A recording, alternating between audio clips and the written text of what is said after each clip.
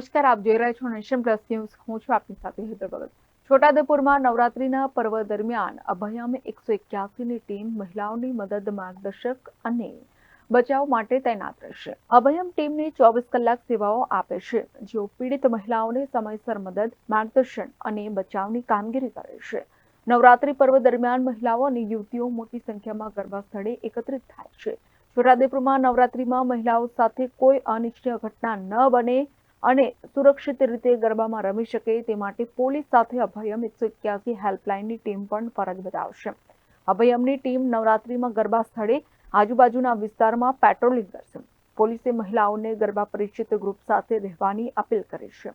મહિલાઓએ અભયમ સેવાઓ ઝડપથી મેળવવા માટે અભયમની મોબાઈલ એપ્લિકેશન ડાઉનલોડ કરવી પડશે. Rehan Patel, nation plus news, Chhota Udaipur. સમાચારોના સતત અપડેટ મેળવવા માટે અમારી નેશન પ્લસ ન્યૂઝની યુટ્યુબ ચેનલને સબસ્ક્રાઇબ કરો, બેલ આઇકન દબાવો અને જોડાયેલા રહો ફેસબુક, ઇન્સ્ટાગ્રામ અને ટ્વિટર પર.